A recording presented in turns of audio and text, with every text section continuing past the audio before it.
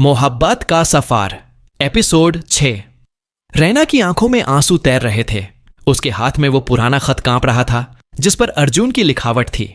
हर अक्षर जैसे उसकी रग रग में उतर रहा था। दिल धड़क रहा था, सांस भारी हो रही थी।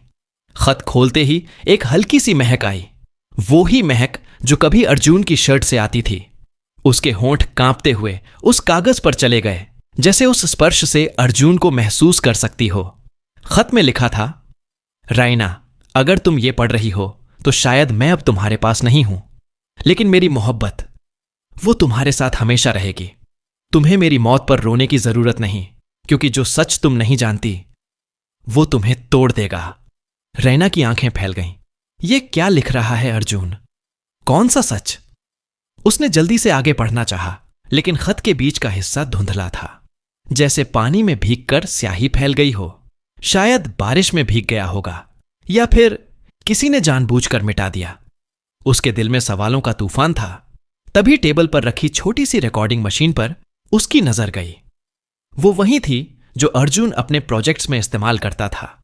कांपते हाथों से उसने प्ले बटन दबाया।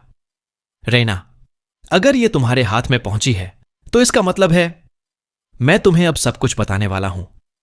कबीर पर भरोसा मत करना। वो अचानक रिकॉर्डिंग कट गई। एक अजीब सी खामोशी छा गई। मशीन बंद हो गई। बैटरी खत्म थी।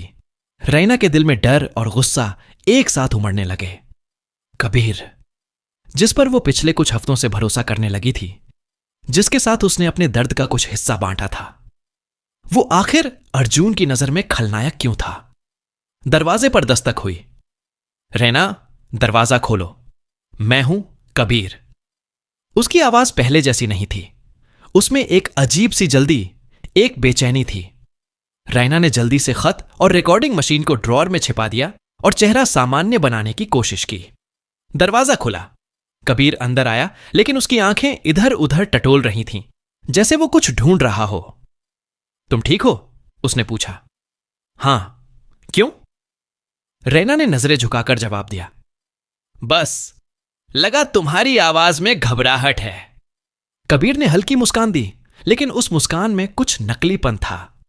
रैना का दिल कह रहा था, अब चुप रहना खतरनाक है। उसे सच्चाई जाननी ही होगी। अर्जुन के बारे में तुम मुझे कुछ बताना चाहोगे? उसने सीधे सवाल किया। कबीर के चेहरे पर एक सेकंड के लिए अजीब सा तनाव आया, लेकिन वो जल्दी से संभल गया। अर्जुन, वो मेरा अच्छा दोस्त था, लेकिन उसने बहुत बड़ी गलती की थी। कौन सी गलती? रैना ने दबाव डाला। कबीर कुछ बोलने ही वाला था कि बाहर से तेज ब्रेक लगने की आवाज आई।